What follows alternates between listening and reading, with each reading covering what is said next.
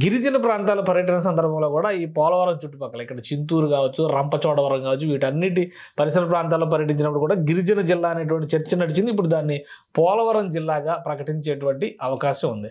So ఈ 3 జిల్లాలు ఆంధ్రప్రదేశ్లో కొత్తగా ఏర్పడడానికి మార్గం సుగమమైంది. దీనికి సంబంధించి మంత్రుల కమిటీ వివిధ అధ్యయనాలు చేసిన తర్వాత ముఖ్యమంత్రికి అన్ని అంశాలని వివరించారు. సో ఈ 3 కొత్త జిల్లాలకి ప్రతిపాదనలు చేశారు.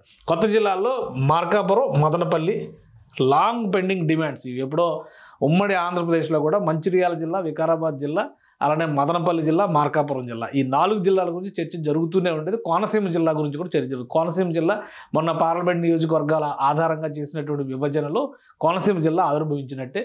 కాబట్టి ఈ 2 జిల్లాలని కన్సిడర్ చేయాల్సిందే అని డిసైడ్ చేశారు. ఇక పోలవరం జిల్లాని రంపచోడవరం కేంద్రంగా, రంపచోడవరం అనేది చారిత్రకంగా కూడా చాలా ముఖ్యమైనటువంటిది. అలానే పోలవరం ముంపు మండలాలు ఉన్నటువంటి చింతూరు మండలాన్ని కలుపుకోవడం ద్వారా పోలవరం జిల్లా ఏర్పాటు చేయాలని చెప్పని డిసైడ్ చేశారు. దీనికి ముఖ్యమంత్రి ఆమోదం తెలిపారు. కొత్తగా 5 రెవెన్యూ డివిజన్లు ఆంధ్రప్రదేశ్లో ఏర్పడబోతున్నాయి. వాటికి ఆమోదం తెలిపారు. అనకాపల్లి జిల్లాలో నక్కపల్లి రెవెన్యూ డివిజన్ని ఏర్పాటు చేయబోతున్నారు.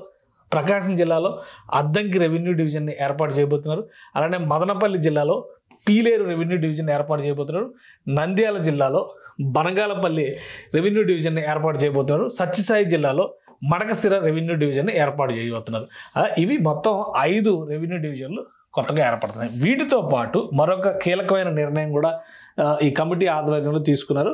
కొత్తగా ఒక మండలాన్ని ఏర్పాటు చేయబోతున్నారు. ఆదోని మండలం రాష్ట్రంలోనే అతిపెద్ద మండలం అనేటువంటి అభిప్రాయం ఉంది.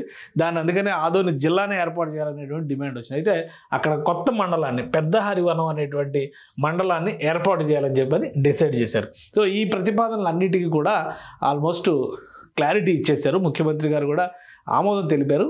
ఈ నెలలో దీనికి సంబంధించినటువంటి ప్రొసీజర్ను మొదలుపెట్టి డిసెంబర్ నెలలో గెజిట్ ఇవ్వడం ద్వారా, రాష్ట్ర గెజిట్ ఇవ్వడం ద్వారా జనవరి 26 నుంచి కొత్త జిల్లాల ఎగ్జిస్టెన్స్లోకి వచ్చేలాగా ఒక ప్రణాళికను రాష్ట్ర ప్రభుత్వం నిర్ణయం తీసుకుంది.